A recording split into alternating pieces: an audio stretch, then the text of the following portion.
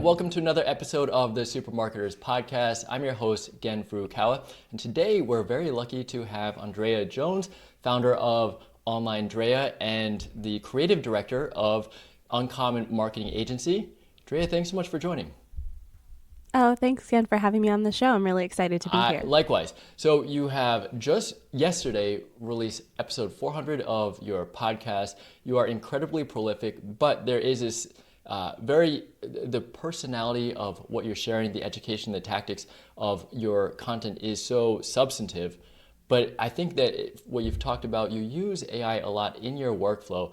So if we could start at a high level and then maybe get more tactical about how you're actually doing this, I'd love to hear some of your frameworks and like the signature content system and how you're leveraging this to do so much with marketing.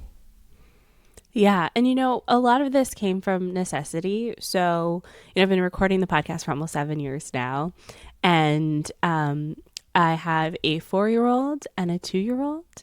So when my 4-year-old when I was pregnant with her, I immediately had to change how I was recording content. I did not realize that pregnancy would change my energy levels. It would change my creativity. I thought when I get pregnant, okay, then I have 9 months to plan and figure it out. No. I had to figure it out immediately.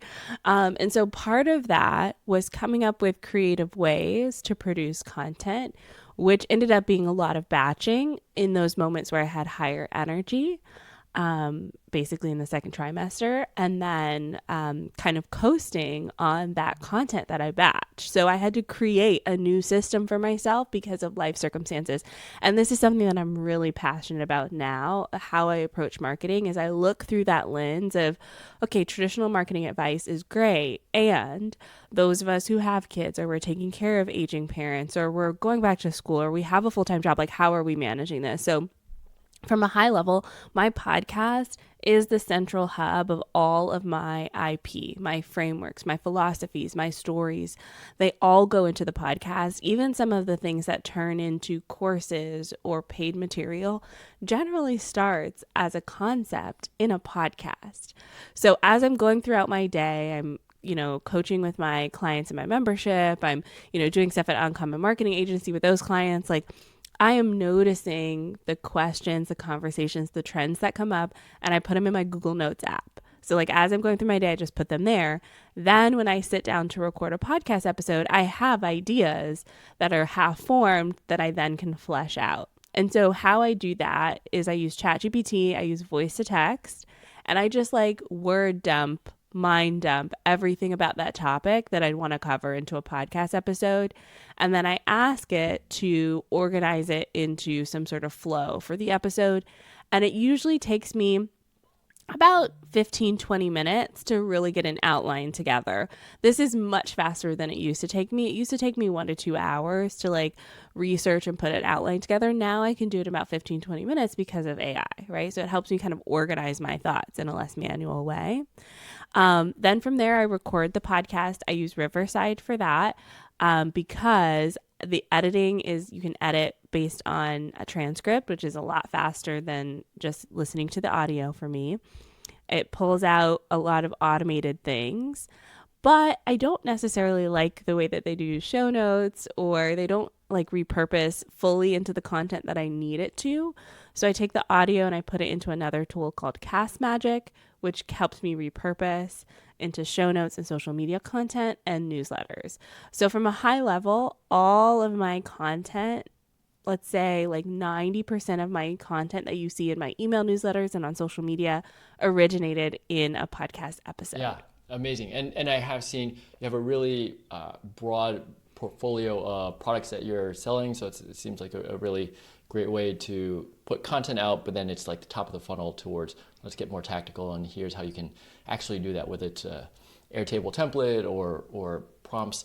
Well, one question I had is in terms of the context. So you mentioned that you take your Google Notes, voice to text, you dump it into ChatGPT. What does that context project look like in terms of the instructions or prompts or what it knows about you in order to cut that time down so it's every time you're not having to massage it down to exactly what you want? Yes, I love this question. And I know all of the people watching and listening love a good tactic moment. So I'm going to share my screen. And let me actually show my ChatGPT project. So inside of ChatGPT, I do have several sources that I use to train my project. You can do this in Claude as well. So I have a few things. I have my Mindful Marketing Playground framework, which is what I teach inside of my program.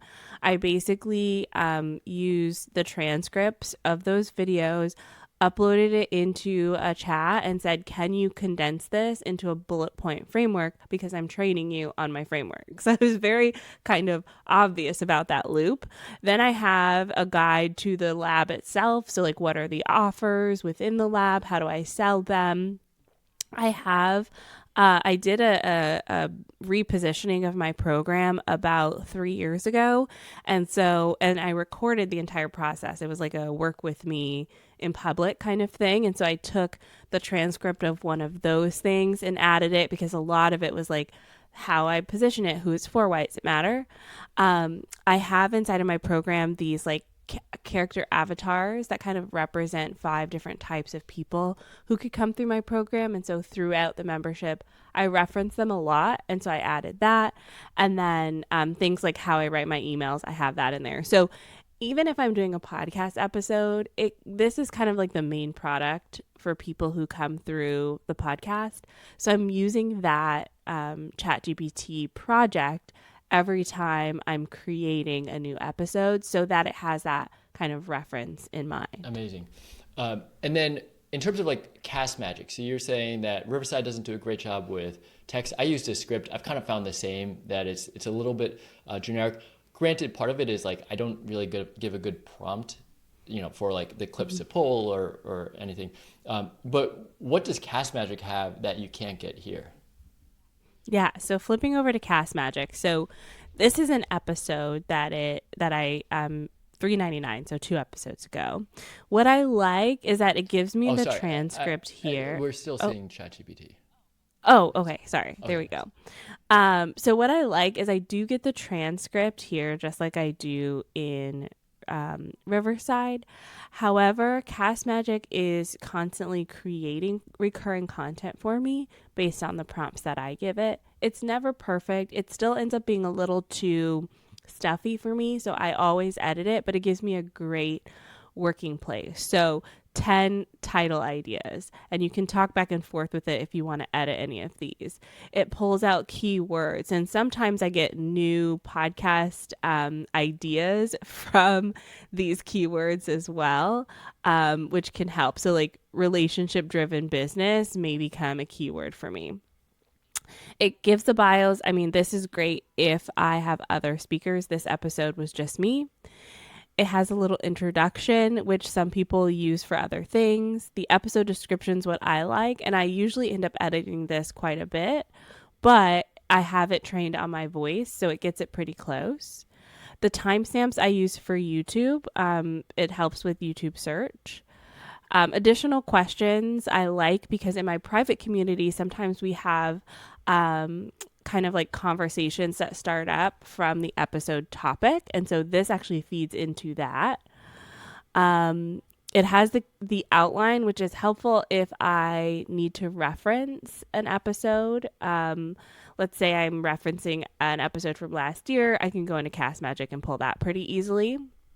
But what I really like is the social media quotes. So I don't really like their newsletter, but they have these tweet threads. So this right here, should you build your business as a personal brand or a company brand? Let's settle this, but also not really. That's kind of my voice. And so I would edit this. It's kind of talking about me in the third person. So I would edit this so that it's first person, and then I may use this on threads, for example, or I may turn it into a LinkedIn style post because it's kind of taking the content from the episode but making educational. So I wouldn't publish this on the same week that this episode came out. I'd probably wait about a month or two and then bring this topic up again as a written post. It also gives me these little kind of one-liners that have worked really well. And again, it's in my voice because I wouldn't just say scaling business isn't about the money. It actually uses dollar signs. That's just something that I would do. So it's kind of learning me. And then quotes and things like that. So it produces about 20 pieces of content that you can post on social media and on wherever, newsletters, that sort of thing. And it makes it very helpful for me, especially on those low energy days or low energy weeks. I know I'm just recording the podcast and then I can just repurpose the heck out of everything else from there. Absolutely. So you mentioned that like one of those threads or Twitter threads, you might post a month in advance. Do you publish it or do you schedule it now for a month in advance, or 1 month down the line you're like, oh, let's go to $3.99 and find some ideas? Yeah, I'm typically about once a month going through the podcast episodes and adding them. So I use my Airtable base to organize my content. So let me go ahead and show what that looks like. So I have two different content calendars I use. I use an editorial calendar. Let me make this a little bigger. I use an editorial calendar to give me the high level view. So like right now I'm in a collab. I have my weekly newsletter and my podcast. Those are kind of the three big things that are coming out this week. So this keeps me kind of driving with my signature content and any big promotions I have. But then on my social media calendar, I layer in specific topics. So you can see we're looking at March 18th here. This post I came from a podcast, but I added it in 2 months ago. Hot take, templates are self-care. I said that somewhere in a podcast somewhere. So I just added it to the queue, and then I have a bunch in here. Let's see. I have all the way through to the end of June right now with little kind of like one-liners or things I've said in the podcast. So for me, it's very helpful to kind of populate these. Again, when I have the energy, I go in and I populate them. I record the videos. I add in the one-liners. I add in the text. And then I have those posts for in between when I'm kind of like encouraging people to look at the podcast. And then if there's a specific thing like a launch, I'll go ahead and add that content in as well. Amazing. Yeah, that is, I feel like you are both very organized, very strategic and thoughtful, and it shows here in something that's so well organized. And one thing that you mentioned on your podcast, I think is a fantastic point, is in terms of search. So Google, of course, top search engine, YouTube second, TikTok. And you have, I think you're just doing this by virtue of having 1 hour or 20-minute episodes that you're uploading across platforms. So it knows your expertise and everything that you're talking about. But are there things that you're doing like specifically or proactively, whether it's for your own brand or Uncommon Marketing Agency, or like specific for answer engines to create this niche or expertise for you around maybe it's social media for SMBs or Niagara Falls marketing agencies? Yeah. So two trains of thought here. And I'll stop sharing my screen for this one. The first is for my personal brand, I oftentimes have a different segment. They're a different level of business growth than the agency, but they tend to be similar clients. So with the personal brand side, I'm focusing on low lift, anti-burnout, strategies for busy people. And so that's what I want to be known for. And I started off with the term mindful marketing about 3 years ago when I repositioned my business and my brand. But my people know what that means. No one else knows what that means, right? And so a lot of my content is around doing content with less time. You don't have time. You're burnt out. You're stressed. You're overwhelmed. And so I a lot of times use that in my marketing. Like, how can we do more with less, basically? And so that's what I want the ChatGPTs, the Claudes, the search, the large language models. I want them to know my brand identity is like, if you're burnt out, then go to Andrea because she'll teach you kind of like the way to apply traditional marketing advice to your life and your lifestyle. With the agency, it is very similar, but that type of client tends to be farther along in their business journey. They probably have 10 employees, they have a physical location, but they still have life happening. And they've been doing the similar thing in their business for a long time, and they're looking to kind of elevate to the next level. And so we've been doing a lot on that side with terms like gamified marketing, interesting marketing, different marketing, standing out. And so a lot of the content we're producing over there is going to be trained in that way. I will say though, Uncommon Market Agency is a new business. We've been in business for 6 months as that agency. And so we're still working on a brand identity over there. A lot of it right now is word of mouth. Thankfully, we are busy for that word of mouth. So a lot of my marketing efforts are focused on my personal brand side, which is this idea of, we don't have all the time in the world to spend creating TikTok videos, for instance. How do we still leverage this platform without having to post 8 to 10 times a day? So that's kind of my philosophy and what I want to be known for. Yeah. And that certainly comes through in what you're putting out. Can I double click though in what you're talking about with uncommon marketing when you're saying that it's about like gamifying or standing out? Like tactically, what does that look like? Is it like copy? Is it visual? Is it like the overall brand presence? Like if you're working with a client, what does that like, in terms of like a deliverable actually look like? Yeah, and I can use an example here. We're doing a project right now with Niagara Falls. I live in Niagara Falls, Ontario. We're doing a project right now where we're developing an interactive experience that's web-based for people who want to better understand what to do in Niagara Falls. So there's a ton of content online available for this. Some of it is a little dated. So your ChatGPTs, your Claudes, they're pulling in information from years ago. Maybe it's not as accurate. And it tends to be focused on specific groups. So, for instance, a family blog is focused on family. A wedding blog is focused on how to have a wedding in Niagara Falls. So we're building almost a web-based game. It's kind of like an 8-bit style game where people can come and interact with it to figure out what to do in Niagara Falls. So they're not getting a traditional quiz like, do you have a family or are you a couple, right? We're kind of understanding more about them with how they interact with this experience. So it's very new and it's something that a lot of our clients are very excited about. But essentially, we're using AI tools to build custom interactive marketing experiences. Yeah. The software I started before and sold was a quiz builder for Shopify merchants. Now it's relatively easier to build that out. But I think, yeah, when you tie in like the local perspective and like the expertise that only you have living in Niagara Falls and kind of like gamifying it, that certainly sounds like it's something that would have traction and engagement. Yeah, and the interesting thing is these experiences are kind of they're not they're closed. So like the brands that we build them for, you're not getting mixed up with all of the information that's on the internet. We're training this in a closed loop way so that if someone interacts with it, they're only interacting with the things that you want them to see versus, if they could absolutely go to Claude or Gemini and say, give me a 4-day, travel plan for my family of 4. But that information is going to be so mixed in with everything that's on the internet. So we're creating these experiences that are a little more pointed. And honestly, it's been a lot of fun just to stretch and test the limits of what AI can do, Like it's been a lot of fun. And I know even a year from now, it's going to be totally different than it is today. Totally.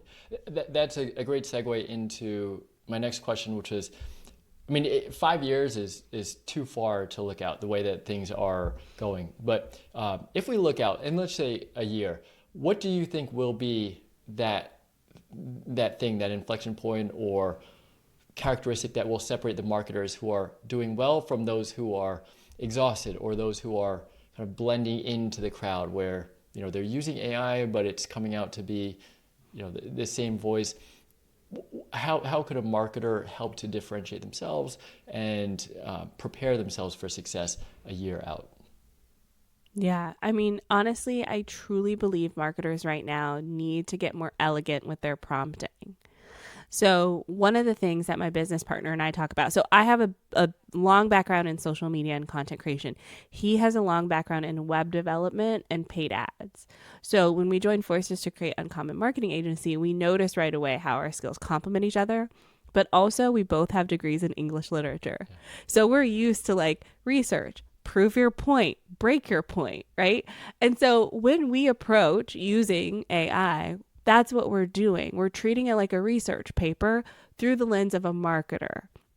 And so I think as marketers, we cannot accept the first response that ChatGPT spits out. Okay. We have to get very elegant with our prompting. I'm talking tone, voice, examples, references. We're giving it context. And the best outputs that I've seen have inputs that have context that's as long as the output that you want. Okay, so I'll give an example. I'm working with a client right now to redo her marketing funnel, and I can tell her sales page was written by ChatGPT. Nothing wrong with that, but there are just some signs, right? And so I was chatting with her about it, and she's a huge fan of AI. That's fine, but in talking with her, I realized like she didn't even give ChatGPT her audience personas. She didn't give ChatGPT the challenges, like why someone would say no to this product. Why would someone say yes? She didn't give it the level of awareness of people hitting this page. So are they new beginners or are they advanced people, right? And so all of that context is very important if you need an output from ChatGPT. And I'm just using a simple example like a sales page, but there's so many ways that you can use this tool. And I feel like we're barely scratching the surface of this, but you've got to get better at prompting because a year from now, we're going to be developing full websites through chat-based AI, like large language models. We're already can do a lot, but right now we still need a web developer to kind of tie all the pieces together. In a year from now, I don't think we will need that. And so as marketers, if we want to be cutting edge, we really, really need to learn prompting, which is heavy on the research and heavy on like the training before you expect any sort of output from AI. Yeah, I do agree with you. And I think like what you showed with your ChatGPT project, is an example. So you provide a lot of the context to your proprietary frameworks, but then also, yeah, the problems of, or the transcript of your conversations with your customers that you're serving with the podcast. So I think that's a great example. One tool that I'm starting to use is obsidian.md. Mm-hmm. And it's really just like a notebook for creating the context. It's almost like a swipe file or a reflection of your thoughts, insights, ideas. You jot it down. And I think that the way that the product is, frankly, a little bit confusing, but it is to tie in with Claude Code specifically so that Claude Code can kind of have all that context. So you are constantly creating these reference files or markdown files or memory, these notes, exactly to your point. So you can do this quote unquote context engineering so that you're able to capture your voice. And as the models get stronger, better, maybe the prompting, I mean, probably we're already at this point, maybe the prompting is receding in importance in the context that you're providing might be more important because the models are so strong. And, you know, that another point that Boris Cherny, who's the founder or the builder of Claude Code, said is for his markdown files, his memory for his agents, he tries to keep his claude.md file as sparse as possible, you know, straightforward, and that's to allow the freedom in the future to not have these guardrails that would limit like what the models can do. Because if you keep it more open-ended, then it'll like, you know, give that liberties to future models. But the one way to offset that is that his another I guess skill or something that he does with all his conversations is to constantly update the Claude MD file if it comes across any bugs or ways to improve. So, yeah. Yeah. And it's fascinating too what they're doing with Claude because they're using AI to make AI. And so it's like, it's so wild how far this has gone. I'm just sitting here with my popcorn waiting to see what's going to happen next, but I'm absolutely fascinated by all of it. Yeah, me too. I think regardless what you're doing with mindful marketing and continuing to put out your content is the smartest way to go. And so I thank you for sharing your expertise here, being so transparent and generous with sharing your expertise. Can you share the best place to learn more about you and what you're doing with the agency and the products that you're building out? Yeah, so you can find all my stuff at OnlineDrea.com. That's OnlineDrea.com. Listen to the podcast if you like podcasts. I also have a free course there called the Do Less Market Better Kit. And in it, I talk a lot about how I approach marketing, the frameworks. I have AI in there and all of it. So that's the best place to start. And then, of course, if you are ready to do more with like gamified marketing, you can check out Uncommon Marketing Agency at uncommon.ca. Andréa Jones, thank you so much. Thank you for having me.